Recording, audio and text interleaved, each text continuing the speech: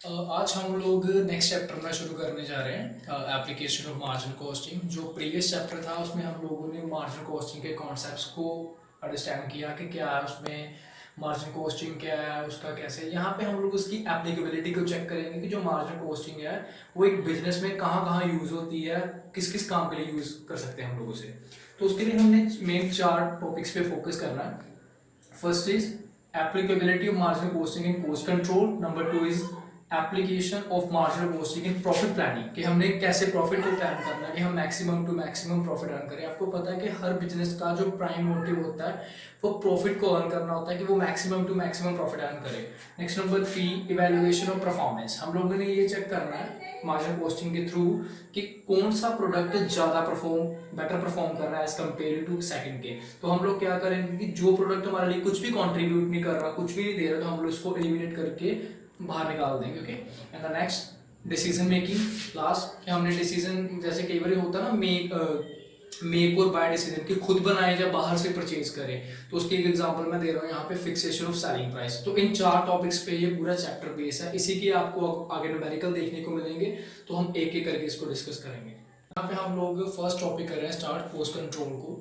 तो देखो, marginal costing divide the total cost into fixed and variable cost. हमें ये पता है कि जो मार्जिनल कॉस्ट है वो टोटल कॉस्ट को 2 पार्ट्स में डिवाइड कर देती है, एक fixed and second is variable cost.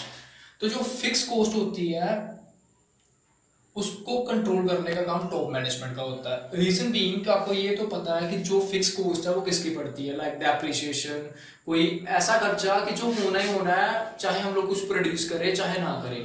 तो वो सारा जो डिसीजन मेकिंग होती है वो टॉप मैनेजमेंट के हाथ में होती है कि टॉप मैनेजमेंट उसके लिए क्या डिसीजन लेगी। क्योंकि मशीन को परचेज करना लोअर मैनेजमेंट तो वो करेंगे नहीं काम, क्योंकि किसी मशीन होगी वो 1.5-2 करोड़ 4 करोड़ 5 करोड़ ऐसे कोस्ट में होती है, तो उसका जो मेन डिसीजन लेने की पावर होती है वो टॉप मैनेजमेंट के हाथ होती है। सो जो फिक्स कॉस्ट है उसको कंट्रोल करने का काम किसका होता है, टॉप मैनेजमेंट का। तो जो वेरिएबल कॉस्ट है, जो मतलब प्रोडक्शन के साथ साथ चेंज होती जाती है, उसको कंट्रोल करने का काम लोअर मैनेजमेंट का होता है। सो मार्जिन कॉस्ट है, जो फोकस आपको पता है वो किस पे करती है, ओनली वेरिएबल कॉस्ट में मेन।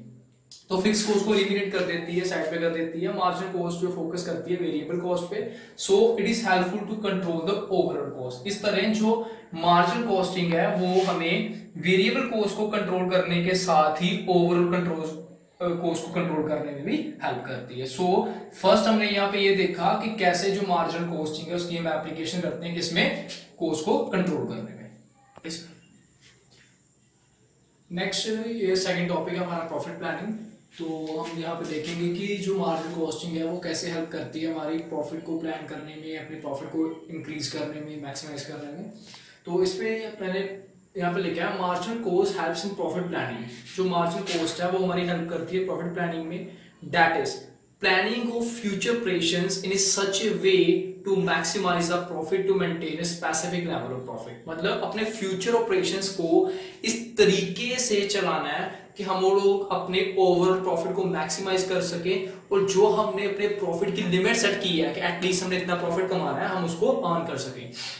नेक्स्ट यहाँ पे कहता है जो अब्जॉर्प्शन कॉस्टिंग है। हमने 2 कॉस्टिंग्स को मेन पढ़ा इस पूरी बुक में, अब्जॉर्प्शन कॉस्टिंग जो हम लोगों ने पहले की थी, नेक्स्ट यहाँ पे आके हम लोगों ने मार्जिनल कॉस्टिंग की। तो कहता है कि absorption costing fails to bring out the correct effect of change in sale price, variable cost और product mix on the profit of the concern. उसने ये बताया कि जो अब्जॉर्प्शन कॉस्टिंग है उससे हमें इतनी ज्यादा क्लैरिटी नहीं मिलती कि हमारे जो सेलिंग प्राइस को हमने जो चेंज किया है उससे हमारे प्रॉफिट भी कितना चेंज आया। क्यों? क्योंकि यहाँ पे हम लोग जो प्रोडक्ट की कॉस्ट होती है उसमें हम लोग वेरिएबल कॉस्ट को भी ऐड कर लेते हैं और फिक्स कॉस्ट को भी ऐड कर लेते हैं। तो हमें ये नहीं पता चलता कि एक्चुअल में कि हमारा सेलिंग प्राइस को चेंज करने से हमारे प्रॉफिट में कितना चेंज आया है करेक्टली। तो ये चीज हमें हेल्पफुल बन जाती है कहां पे आके, मार्जिन कॉस्टिंग में। जो मार्जिन कॉस्टिंग है वो हमारी हेल्प कर देती है इस चीज को फाइंड को। यहाँ पे हम लोग क्या करते हैं कि हम लोग यहाँ पे वेरिएबल कॉस्ट को ही ओनली प्रोडक्ट की कॉस्ट का पार्ट मानते हैं, जो फिक्स कॉस्ट है उसको सेपरेट रख के चलते हैं। थर्ड टॉपिक है हमारे पास कि applicability of marginal costing in the evaluation of performance. आपको पता है कि एक कंपनी डिफरेंट प्रोडक्ट्स बनाती है, डिफरेंट उसके डिपार्टमेंट्स हैं, उसकी मार्केट्स है, उसके मार्केट सेगमेंट्स अलग अलग है।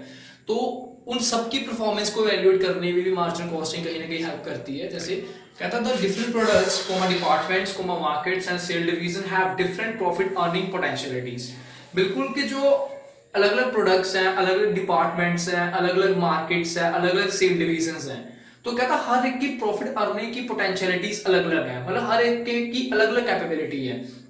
तो उसने यहाँ पे बोला, कहता मार्जिनल कॉस्टिंग है जो वो वेरी हेल्पफुल है, हमारी काफी हेल्प करती है किसको इवेल्युएट करने में, परफॉर्मेंस को इवेल्युएट करने में। कहता परफॉर्मेंस इवेल्युएशन तभी बेटर होगी अगर हम लोग फिक्स और वेरिएबल कॉस्ट में डिफरेंशिएशन करना जान जाएंगे। तो वो हमें उसकी नॉलेज हमें कौन देता है, मार्जिनल कॉस्टिंग। आपको पता है कि जो मार्जिनल कॉस्टिंग है वो फिक्स्ड एंड वेरिएबल कॉस्ट को अलग अलग लेके चलती है, और वो ये भी कहती है कि जो प्रोडक्ट की कॉस्ट का पार्ट ओनली वेरिएबल कॉस्ट बनेगी, फिक्स कॉस्ट नहीं बनेगी। तो वहां पे क्या होगा कि जो प्रोडक्ट ज्यादा कंट्रीब्यूट करेगा हम उसको प्रेफर करेंगे, जो लोअर कंट्रीब्यूट करेगा उसको नहीं प्रेफर करेंगे, उसको सेकंड नंबर पे लेके चलेंगे। मतलब मोर कंट्रीब्यूशन उसकी फर्स्ट प्रेफरेंस होगी, जो लेस कंट्रीब्यूट करेगा उसका सेकंड नंबर, जो उससे कम करेगा उसका थर्ड नंबर, इस अकॉर्डिंगली, मतलब सीक्वेंस के अकॉर्डिंगली। नेक्स्ट जो फोर्थ है, यहाँ पे हम लोग देखेंगे कि कैसे मार्जिनल कॉस्टिंग जो हमें मैनेजमेंट को डिसीजन लेने में हेल्प करती है। तो यहाँ पे हमने लिखा, मैंने information provided by the total cost method is not sufficient in solving the management problems. कहता है जो टोटल कॉस्ट मेथड है लाइक अब्जॉर्प्शन कॉस्टिंग, उसमें आपको पता ना कि हम लोग जो प्रोडक्ट की टोटल कॉस्ट है उसमें फिक्स और वेरिएबल दोनों को ऐड करके चलते हैं। तो कहता है कि जो इंफॉर्मेशन हमें प्रोवाइड करती है टोटल कॉस्ट मेथड, वो मैनेजमेंट के लिए सफिशिएंट नहीं होती है डिसीजन लेने के लिए। क्यों? क्योंकि मैनेजमेंट को डिसीजन लेने के लिए उनको दोनों में डिफरेंस चाहिए होता है, फिक्स और वेरिएबल कॉस्ट में, ताकि वो ये पता कर सके कि कौन सी कॉस्ट कितना कंट्रीब्यूट करती है, और मतलब कौन सी कॉस्ट ज्यादा कौन कम है, कैसे। तो जो मार्जिनल कॉस्टिंग टेक्निक है वो यूज होती है किसके लिए, मैनेजमेंट की हेल्प करने के लिए, किसमें, डिसीजन मेकिंग के लिए। कैसे कि वहां पे मार्जिनल कॉस्टिंग में हम लोग फिक्स और वेरिएबल कॉस्ट को अलग अलग करके चलते हैं। तो यहाँ पे नीचे मैंने कुछ एरियाज लिखे हैं कि कहाँ कहाँ कौन कौन सी मैनेजमेंट प्रॉब्लम्स है जो मार्जिनल कॉस्टिंग की हेल्प से सॉल्व हो सकती है। Number 1, fixation of selling price. Selling price को फिक्स करने में भी मार्जिनल कॉस्टिंग हेल्प कर देती है मैनेजमेंट की। नंबर 2, की और लिमिटिंग फैक्टर्स। कई बार होता है कि हमारे पास कुछ प्रोडक्ट्स लिमिटेड होते हैं, कुछ जैसे रॉ मटेरियल लिमिटेड है, या 3 टाइप का मटेरियल है, एक लिमिटेड है, तो उसको कैसे यूज करना है वहां पे भी मैनेजमेंट की हेल्प कर देती है मार्जिनल कॉस्टिंग। नंबर 2, मेक और बाय डिसीजन, कि हम लोग प्रोडक्ट को खुद से बनाएं या बाहर से खरीद लें। तो वहां पे हमारे पास दोनों का डेटा होगा, हम दोनों में देखेंगे, जहां पे कॉस्ट में कम पड़ेगी हम वो वाला डिसीजन ले लेंगे। Next D, selection of suitable product mix, कि हम कौन कौन से प्रोडक्ट्स को बेचें ताकि हमें मैक्सिमम टू मैक्सिमम प्रॉफिट हो। आपको पता है कि कंपनी के पास कई बार 3-4 प्रोडक्ट्स होते हैं, तो वो कहते हैं कि इसमें से कौन से प्रोडक्ट मिक्स को ज्यादा बेचा जाए। Next, effect of change in price, कि प्राइस में चेंज करने से ओवरऑल प्रॉफिट में या टोटल कॉस्ट में कितना चेंज आ गया। Maintaining of desired level of profit, कि हमने इतना प्रॉफिट कमाना है तो उसके लिए हमें कैसे सेल करनी चाहिए, उसमें हेल्प कर देती है। अल्टरनेटिव मेथड ऑफ प्रोडक्शन, कि अगर हम लोग ने ऐसे प्रोड्यूस नहीं करना तो कैसे प्रोड्यूस करें, वहां पे भी मैनेजमेंट जो मार्जिनल कॉस्टिंग है वो हेल्प कर देती है।